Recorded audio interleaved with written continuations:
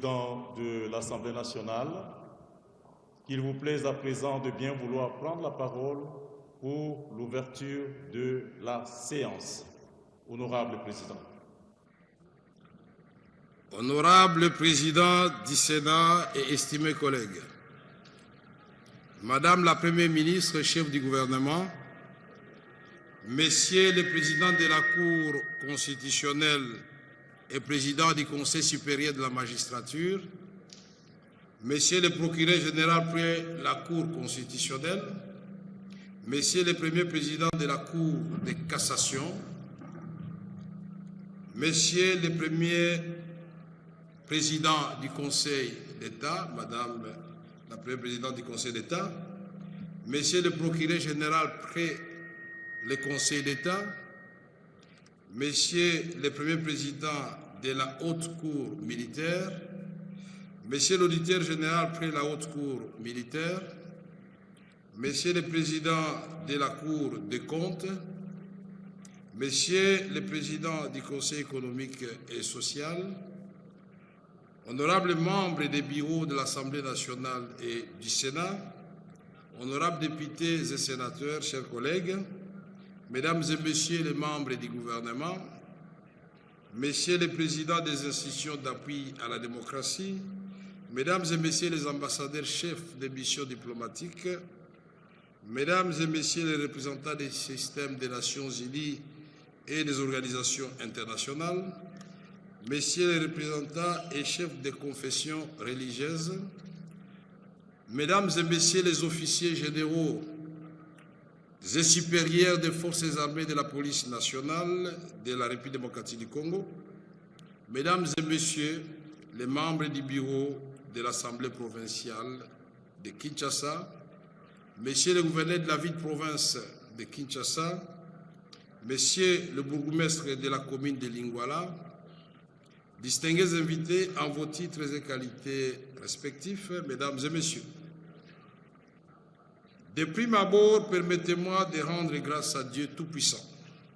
le seul maître de la totalité et de l'absolu, protecteur des opprimés et défenseur des justes, c'est lui qui sonde le cœur et les reins,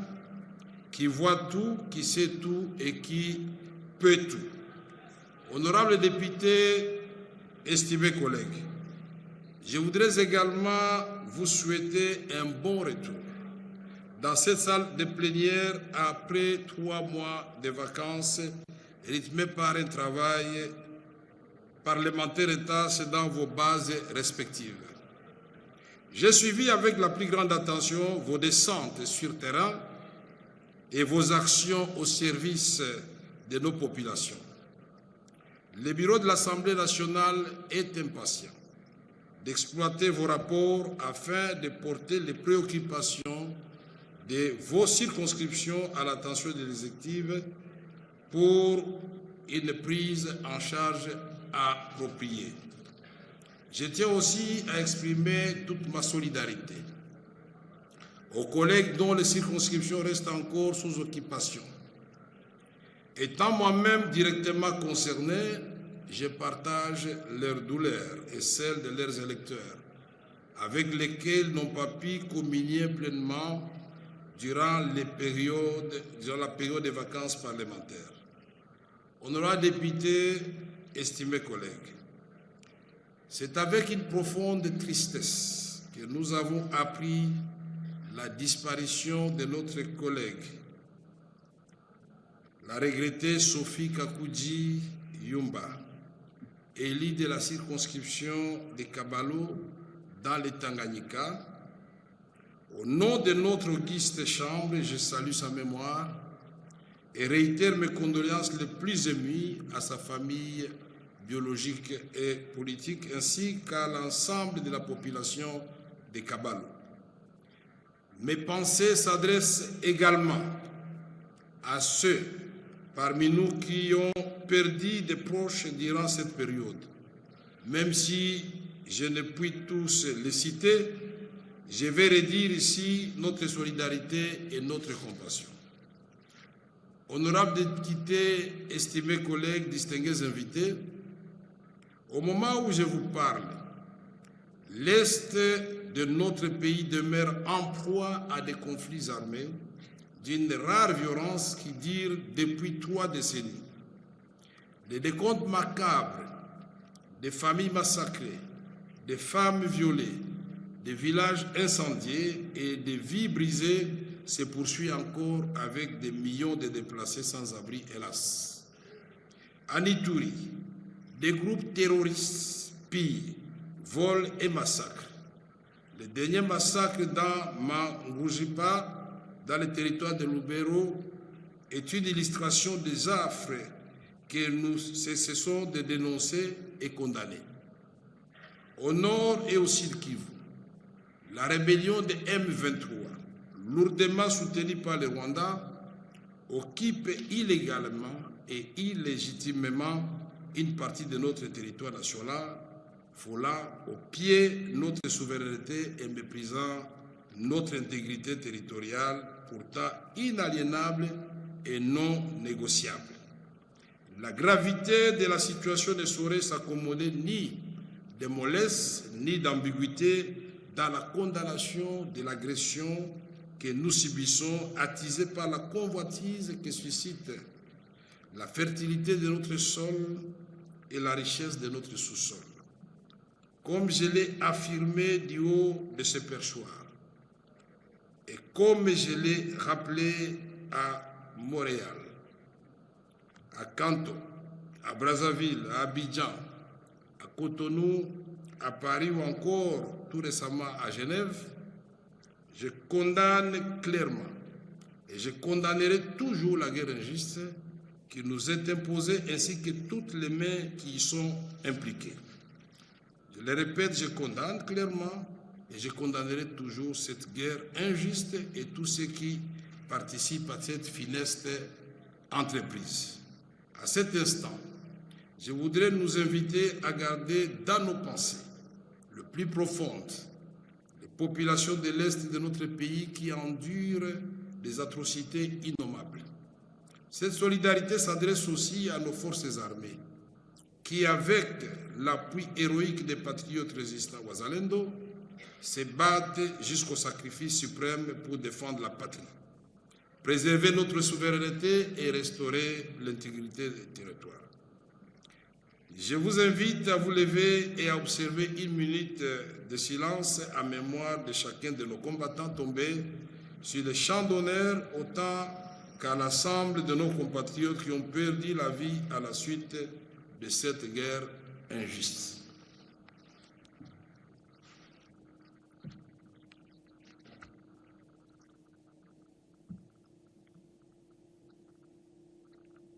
Je vous remercie.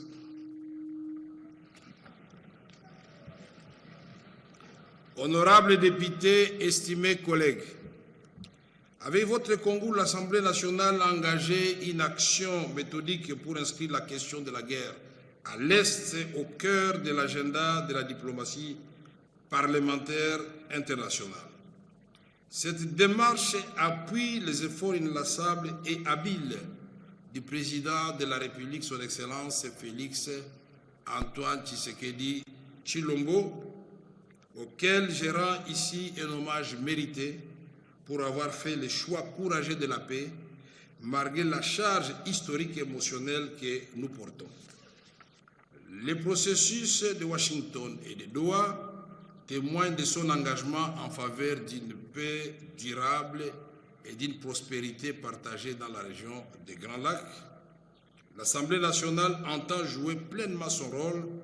en accompagnant le gouvernement vers une conclusion heureuse de ce processus. Honorables députés, estimés collègues, distingués invités, la session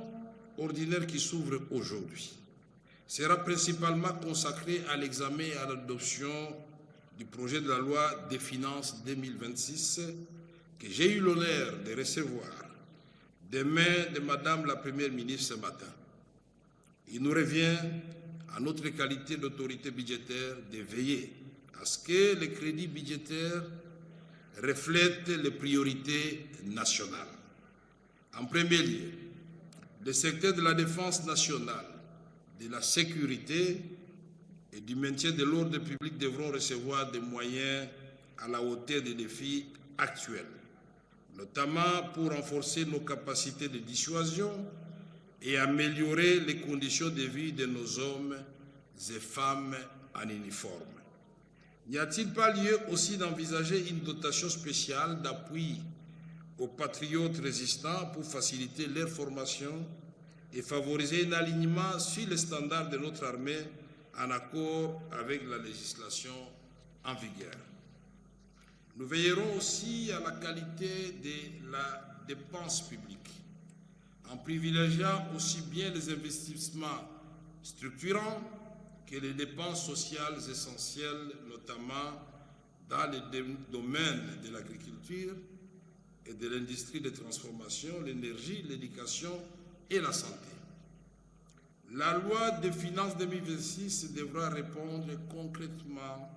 aux défis de l'industrialisation, à l'amélioration des infrastructures et de la fourniture des services publics, tant en zone urbaine qu'en zone rurale. Je salue à cet égard la récente nomination au gouvernement d'anciens collègues députés, les honorables John Banza, Eliezer Tambwe et Théodore Kazadi, à des portefeuilles stratégiques liés à nos priorités nationales. Je ne doute pas de leur zèle ni de leur efficacité dans l'accomplissement des missions qui leur sont confiées. Notre attention se portera également sur les réformes visant à améliorer la mobilisation des recettes publiques par l'optimisation de la fiscalité, un meilleur encadrement de la parafiscalité, la lutte contre la corruption et le coulage des recettes, ainsi qu'une gestion saine et audacieuse de la dette publique et des partenariats publics-privés. Honorables députés, estimés collègues, distingués invités, au-delà du budget, nous examinerons plusieurs initiatives législatives d'intérêt national. Parmi elles, la proposition de loi modifiant et complétant le code du travail, celle modifiant et complétant le code pénal congolais, visant respectivement à protéger la main-d'œuvre précaire et à renforcer la répression des infractions commises par les détenteurs de mandats publics. La proposition de loi contre le tribalisme, le racisme et la xénophobie bénéficiera également de toute notre attention car elle constitue un instrument essentiel de cohésion nationale. En matière de contrôle parlementaire, j'invite la commission ECOFIN et les autres équipes de pêche sur le terrain pendant les vacances parlementaires à soumettre au bureau pour examen en plénière les rapports des missions effectuées durant leurs vacances. La conférence des présidents se réunira très prochainement afin d'arrêter un calendrier harmonisé de nos travaux en prévision de notre prochaine séance plénière. Dans cet élan, la conférence examinera les voies et moyens de renforcer la collaboration entre les gouvernements et l'Assemblée nationale pour accélérer les réformes prioritaires inscrites à son programme. C'est pourquoi je me réjouis de la nomination des ministres d'État en charge des relations avec le Parlement. Je suis convaincu qu'il contribuera substantiellement à renforcer les passerelles de collaboration avec le gouvernement dans une démarche républicaine et constructive. Honorables députés, estimés collègues, je ne saurais clore cette allocution sans aborder avec froideur et sincérité une question de première importance pour notre Assemblée. Comme vous l'aurez certainement deviné, il s'agit des soubresauts qui ont quelque peu ébranlé notre institution ces derniers jours. C'est depuis la dernière session ordinaire que le bureau a enregistré une série de préoccupations émanant des honorables députés nationaux. Sans atermoiement, nous avons mis à profit les vacances parlementaires pour examiner chacune de ces revendications, ensemble avec le gouvernement de la République. En raison de quelques malentendus, certainement alimentés par une communication insuffisante et peu fluide, plutôt que par la mauvaise foi ou une volonté de nuire, un groupe de collègues députés ont porté une série de pétitions contre certains membres du bureau, y compris son président, c'est-à-dire moi-même.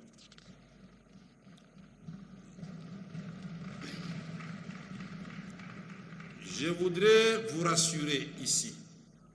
qu'il s'agit d'un exercice parlementaire légitime qui témoigne de la vitalité de notre démocratie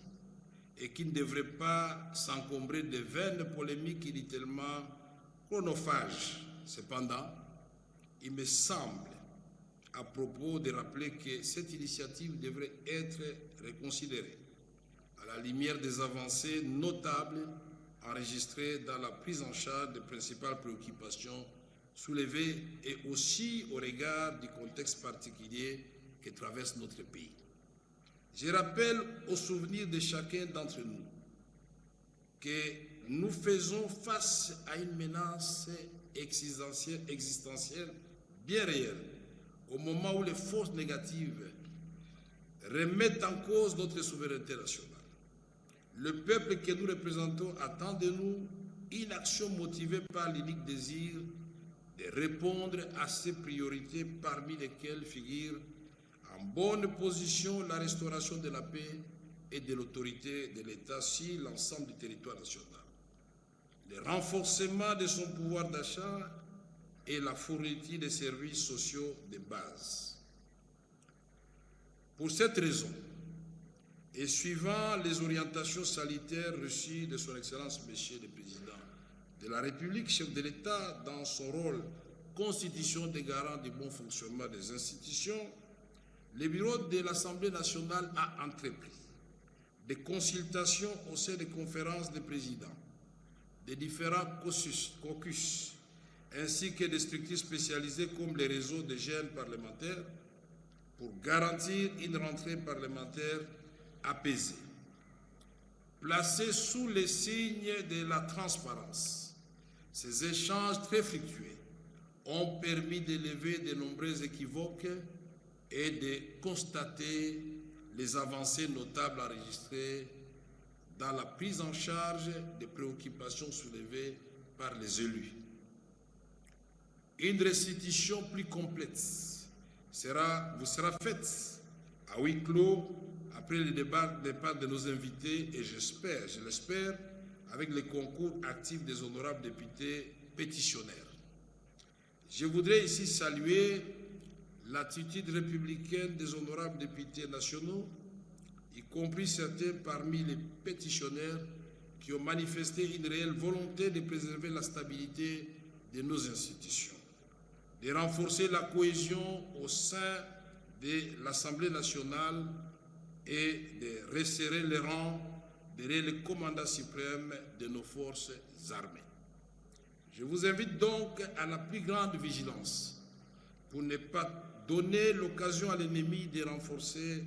une action, de transformer une action parlementaire compréhensible en un instrument politique au service de son plan de déstabilisation et de division de notre nation. Honorables députés, estimés collègues, puisque dans une certaine mesure il s'agit de ma personne, souffrez que je vous livre une confidence. Ma trajectoire personnelle porte le témoignage de mon engagement patriotique.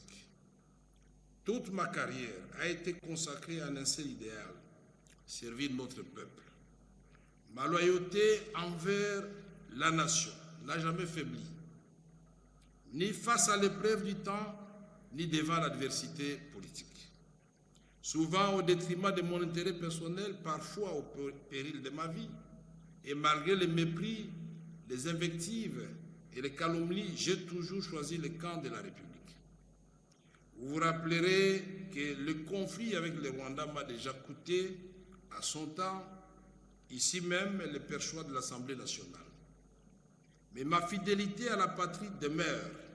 intacte. Et aujourd'hui, elle est plus que renforcée par l'engagement que j'ai pris de servir la nation aux côtés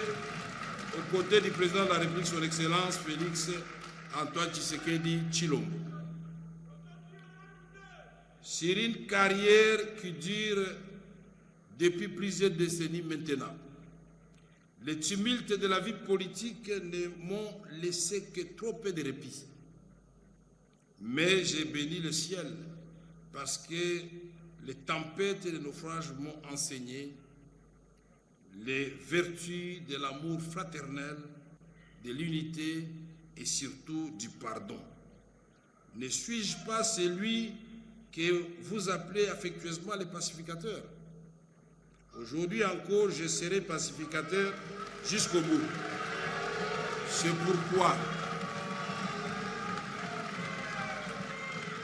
C'est pourquoi je voudrais vous dire, honorables députés, distingués collègues, que s'il y en a parmi vous qui se sont sentis froissés, heurtés ou dérangés de quelque manière que ce soit par ma conduite, par mes propos, qu'ils daignent bien accepter l'expression de mes regrets le plus sincères et j'implore leur pardon. Honorables députés, estimés collègues, je voudrais aussi m'adresser aux jeunes parlementaires, véritables chevilles ouvrières de notre Assemblée, tant pour la production parlementaire que pour l'action politique. Mes chers jeunes,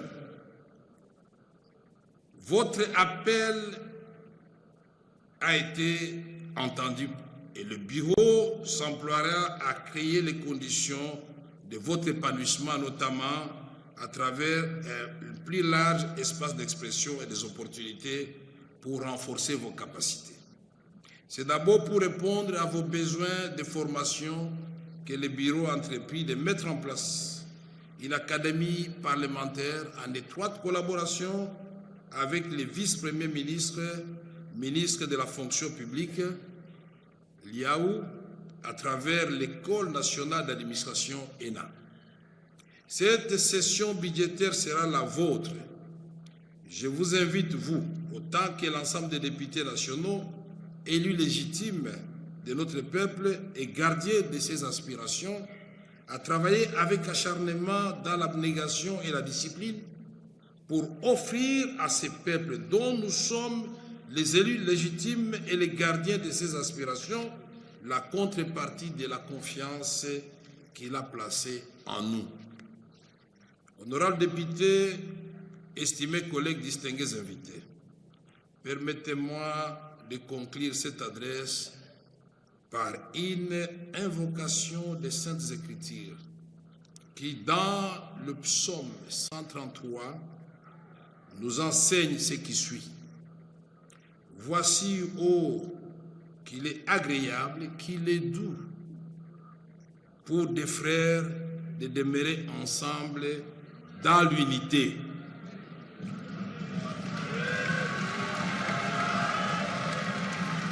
À notre peuple vaillant, je voudrais redire cette certitude. La paix finira par l'emporter, quelle que soit la durée de la guerre. Alors, notre pays retrouvera sa vocation naturelle, celle d'impulser le développement sur l'ensemble du continent. Nous travaillerons avec tous nos 9 voisins et le reste du monde pour donner à nos peuples respectifs ce à quoi ils aspirent. Nous ne demandons rien d'autre que de vivre en paix avec tous les voisins et de tourner ensemble nos regards vers l'horizon qui conduira nos peuples respectifs au rendez-vous avec l'espérance. Que Dieu bénisse la République démocratique du Congo et son peuple, que vive la paix, l'amour et la cohésion. Je vous remercie.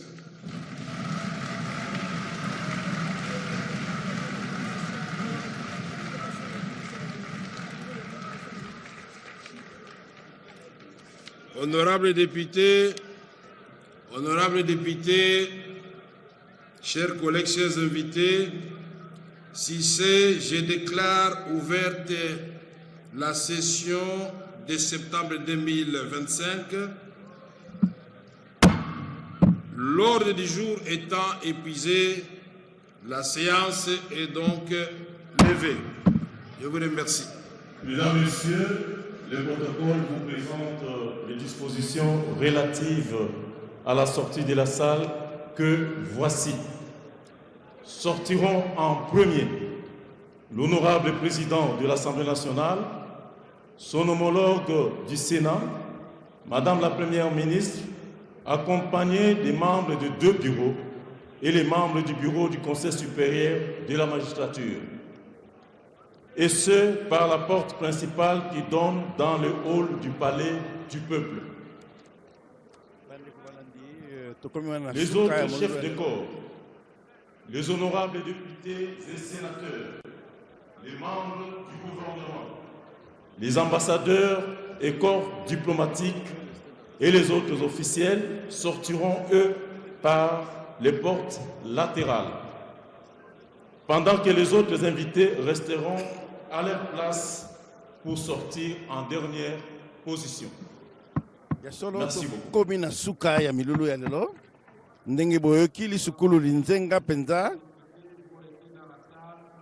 les huis clos, j'accompagne nos invités puis je reviens.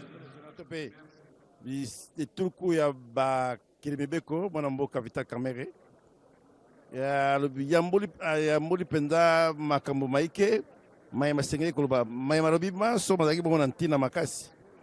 a tomboli bongo misala mya ba boxing beko bakini mibeko ngi koloba oyo bazaki bongo na leko ya loi sata misato mobimba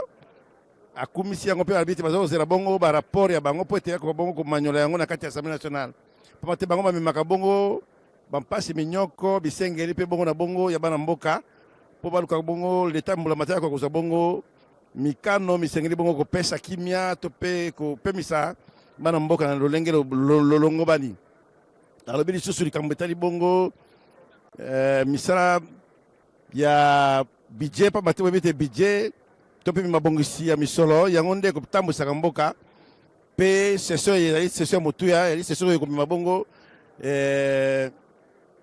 comme mabongo ko bongisa bongo misolo mi ko tambusa ko ya biso mi ko to ebale na tukumi bale na motoba to pe mobu mozali koya na boye akumisi mosala ba soda bazo ko bundanga bonanga mbo pote bako koluka ndenge nini bo kimia ko kota bongo na kati ya mboka na biso na boye asuki wana te akumisi lisusu misala ya polisi nde bazo ko bunda pona koluka ko tia kimia na kati ya ekolo pe asengete mabongisi ya misolo ya mobu moye mboko ka bongo kozala na mboko bako kozala bongo na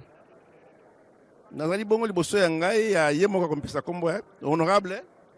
Pierre Ntsumbu Mutukala. OK. Nazali moponami ya wapi? Nazali moponami ya Mbanzangu na Congo Central. Exactement. Boye nini ya mutu ya yozwi awa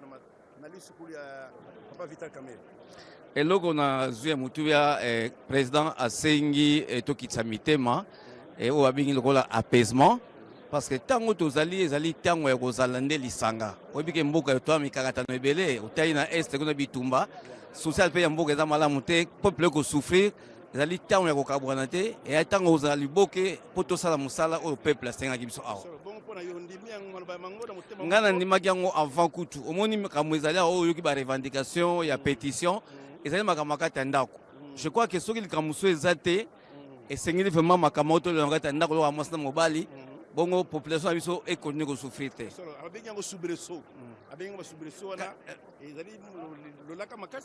soubresaut ezali propre na démocratie mais démocratie mpe elingi ke tosala yango mpona population ya solo mpenza. Bon, c'est vrai que badéputé baza na oyo babengi na français liberté d'expression bakoki kosenga soki mwa lifuti na bango eza malamu te soki lolenge ya kosala mosala bakoki eza malamu bakoki kosenga kandi ndenge na lobi eza makambo kati ya ndako population aza nango besoin te e yango te kokabula biso parce que tokabwani population eperdre ndenge balobaka. Na ndenge ozomona papa honorable ndenge ozomona kiti ya mokonzi papa Vital Kamerhe ekoki ningisama te na makambo mai ekoningisama soki batie pétition ekokoto mwa mokanda oyo bakosigné na ndenge meko ekokoto mais na ndenge na omona vote je crois que député ebele bakopona mpo ye atikala biro etikala solo ndenge na tondi yo botondi. Merci beaucoup. Bolandi wana moko ya bakili mibeko alakisi bongo posa ye alobi polele te ipona ya zomona ndenge nini bako kolongola ndeko Vital Kamerhe na kiti ya ye bokonzi te pamba te abiangi bobele kimia abengi bobele boyokani ntango ezali malamu te tosengeli bongo kosala maso po te tokoka bozala bomoko pamba te soki bomoko ezali te ekozala kpokoso nazalaki nga moko te tozalaki bongo na mama Pelende tona mama Feza topela papa Blaise Bokokia nangai wabino sika godefroid sika mata mama Pelende maloba maboka ya seleka bampanga luzolo ya bandaka mbote mikuza manisa mbote kilumba buvu andaka lumbu ya luzibuku ya kwa bambuta ya kinzonzi ya insi ya République démocratique ya Congo bamikuza mingi penza kuvutuka na nzila ya Kisalu kuvanda na kinzonzi kubongisa mambo bansiku ya insi ya République démocratique ya Congo ntete vandaka kuna na Sena na ntango hii avandaka ntango ya Vital Kamerhe introduisi ya Assemblée nationale yandi kuzaka pe kuzabisa yandi discours na mutindo antike na kubanza kansi ya kusimba ikele Vital Kamerhe me kulomba na